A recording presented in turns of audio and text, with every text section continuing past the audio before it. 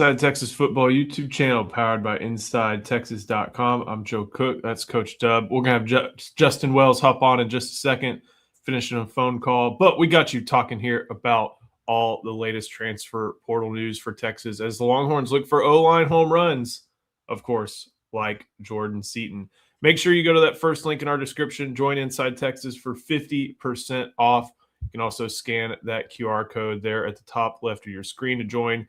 50% off, all the best portal intel, all the best Texas Longhorns scoop, news, everything, best community. We even got a junior day coming up on Saturday that we'll all be out there covering. So come join Inside Texas, get the latest as we talk about this portal cycle. Bobby Brown, I'm sure Texas will go after Seaton. Yeah, that's what we're here to talk about. That's a good guess. You've seen a lot of different reports, including some discussion over at Inside Texas on the members-only board about Seaton and, the schools associated with him. Charlie, Texas is definitely one of them, and this is another high-end recruitment where high-end teams are going to be competing for one of the best players in college football. Yeah, it seems like a lot of teams are going big game hunting. And a player like Seaton, yeah, Texas is going to go after him. I mean, why would you not? Like, if you watch any film on this kid, it has NFL tackle written off all over him. So if you can compare him up with somebody like a Trevor Gooseby, I mean, Arch has a chance to sit back there, make a sandwich, and do whatever else before delivering the football. Like, he'll have unlimited time, right? And so, I mean, yeah, Texas is definitely going after him. So are other programs. Look, Texas, as Eric wrote, Texas is very aggressive, in going after people. Same way they did with Cam Coleman, right? If there's a big fish out there they're going to game hunt for, Texas is going to go all in. And I know everybody wants to laugh when you say the word all in, but I mean, hey, if they've shown over the past couple of days that, hey, they are going after the big name guys who can actually play and help them. And I don't see it being any different with Seaton. One of the questions, do we think Seaton will go to right tackle? Man, we'll figure that out. There are 8 months to figure that out. I think that, he played a lot of left tackle for Colorado, was protecting Shadur, and that was an offense that couldn't really run the ball with, Shadur and Travis Hunter. It didn't really need to. They tried to run a little bit more this year. I think they did, but they weren't as good pass protecting. Either way, you figure it out. You have 15 spring practices. You have all of fall camp. You'll figure that out as things go along, and you'll be able to do fine. But this does bring up the good point. You get Seaton, that doesn't mean you're done and dusted at offensive line. They're still looking to make some more additions.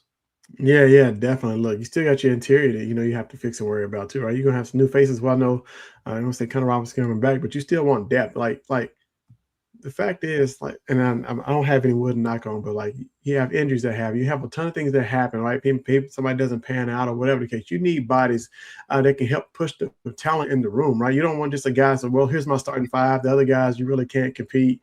You're just my backup guys. Like, you want that second string to be almost as good as the first string, because those guys need to be pushed every single day in practice to know if I mess up in a game, I mess up in practice, I can be replaced. And if they don't have that worry, then I think you don't get the best out of people.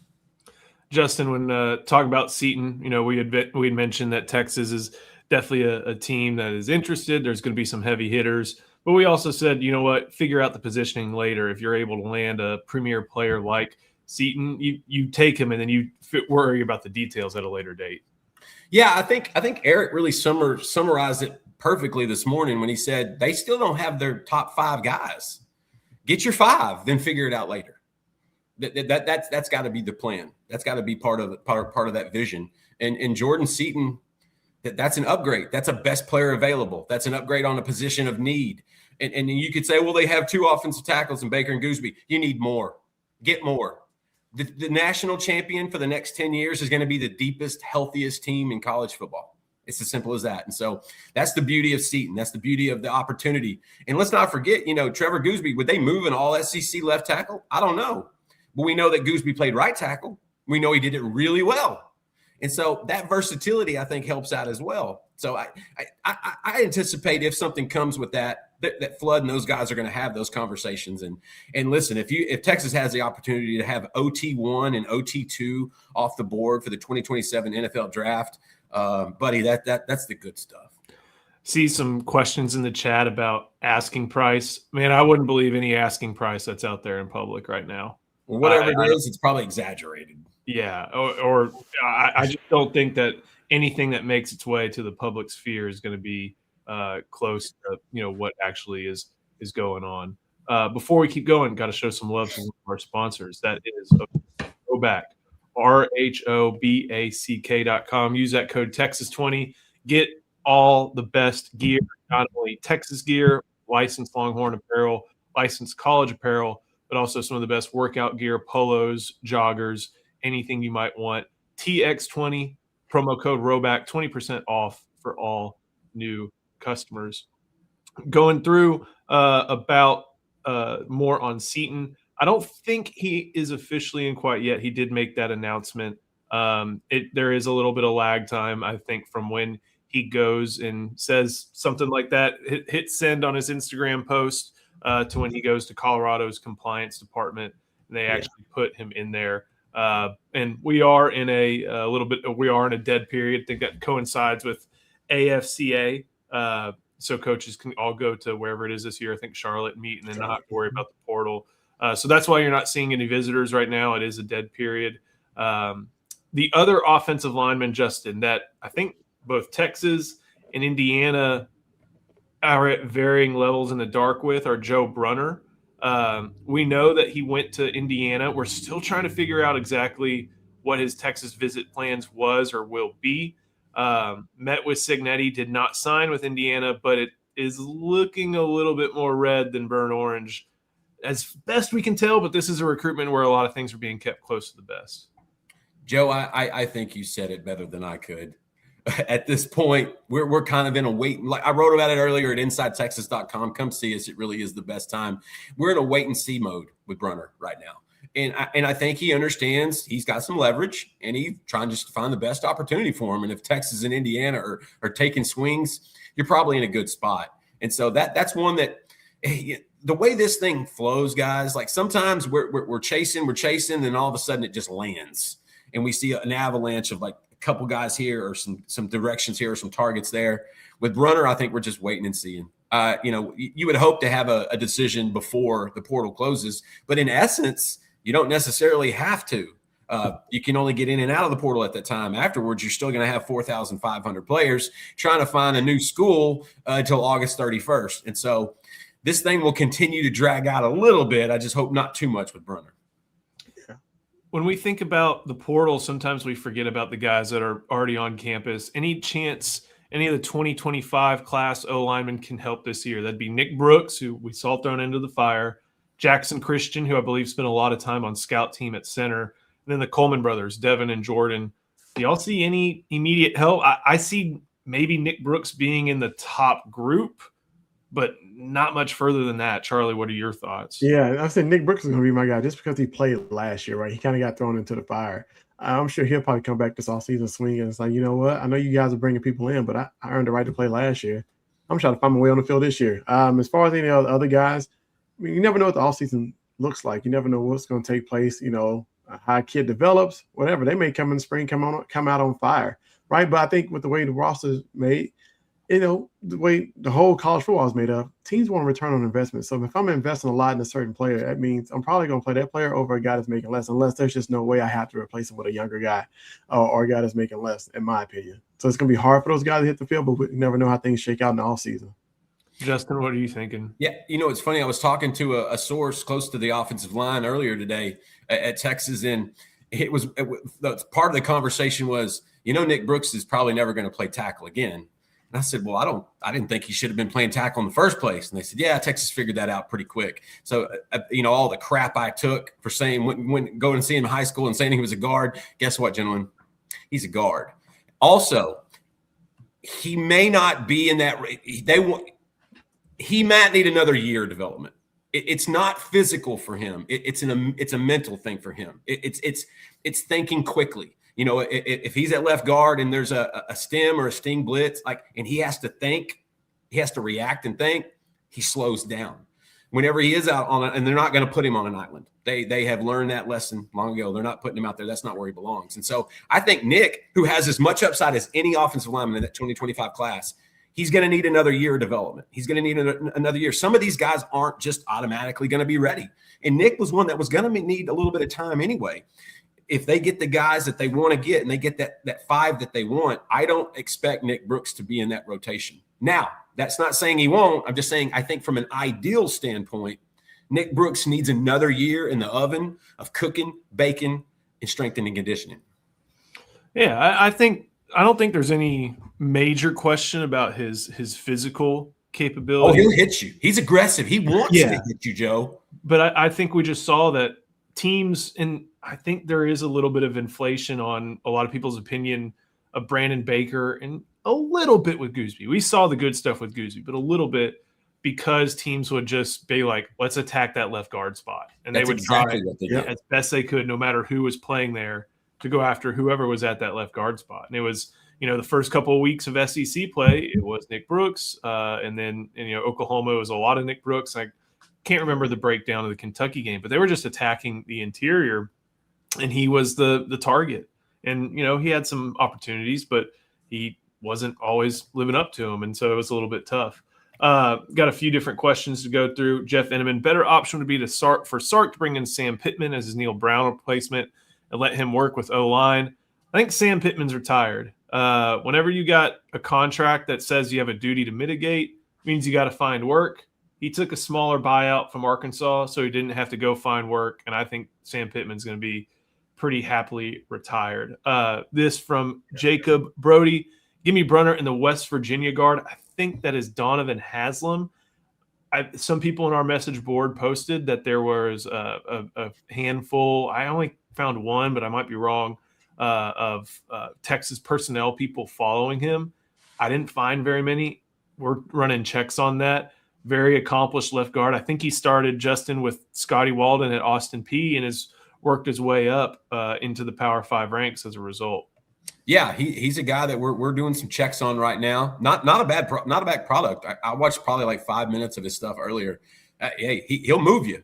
He'll move you, and he's a grinder. He's got good feet. He kind of looks like one of those stereotypical West Virginia interior offensive linemen in a sense, except he's got his teeth.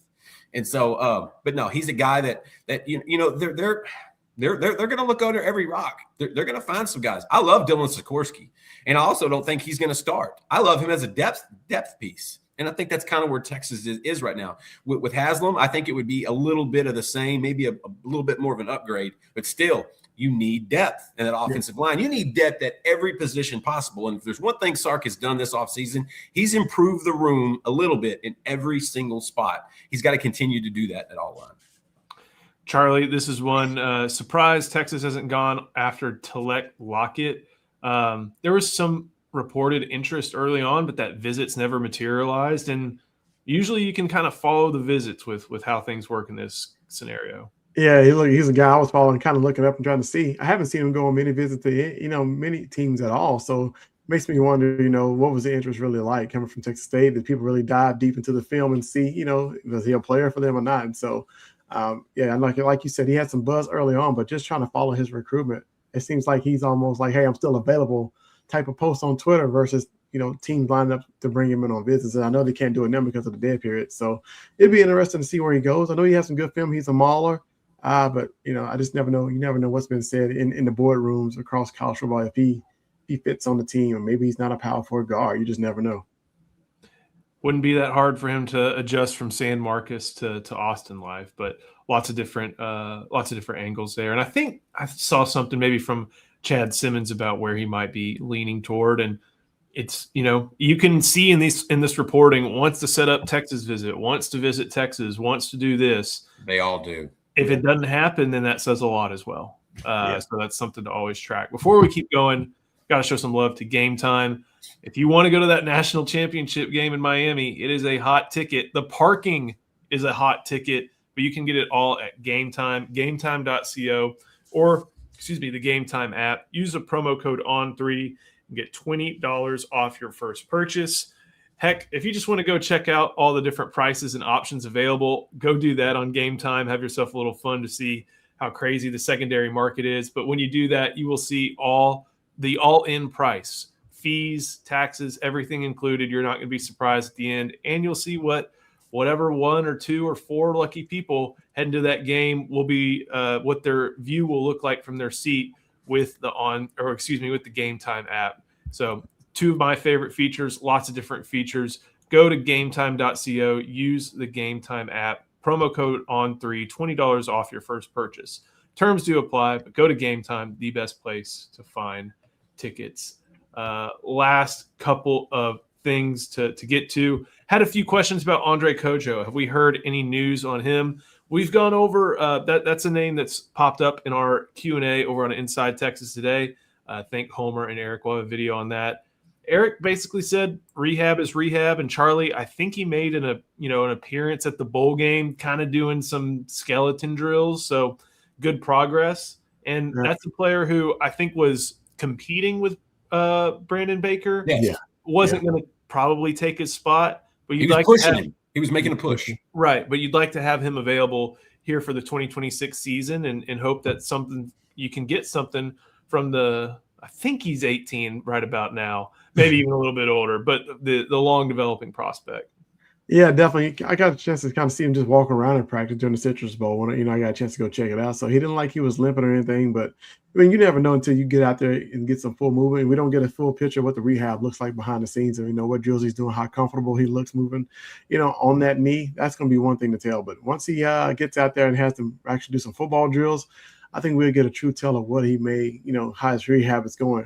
And I think they're in a place where they don't have to rush him back as well. That's why you want to bring in more depth so he doesn't have to rush out there and re-injure or mentally be like, man, I don't think I can go. So let's just see how he progresses over the offseason and spring going through drills. If he's full participant in spring, then the rehab went well. If he's not, then okay, he has a little more time to go, but that's okay because we got some depth and insurance in just in case. Justin, anything to add on to that? No, man. Charlie, I'm not coming behind Charlie. That guy's the best thing in the world, man. Charlie, I love you, brother. You got that one. Last thing to really talk about, there is a junior day this weekend. Heck, they may be hosting some portal prospects this weekend. Y'all get a name or two to have the people be on the lookout for as 2027, 2028, and 2029 prospects make their way to Texas? I've got one, but I'll let Charlie go first unless he takes mine. I was going to make Joe. You said 2029. It's like they're getting younger. Yes, that's exactly. I got to tell you the truth, guys. Right now, the 2029 guy is probably the best prospect on our list.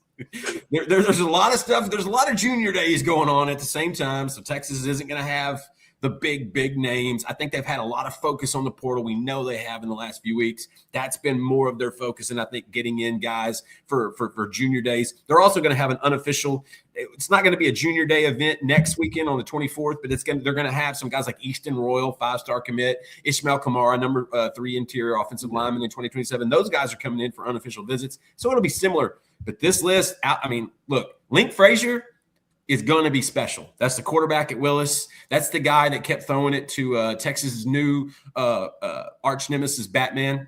That's the guy. He's a young kid. He's got some tools. Okay, I'll just say that. And he's a gamer in a sense. And so I really like him. But that list is it's a good list, but it's going to grow. Look, we got another couple days where we can continue to fill that thing up. But right now, you said 29.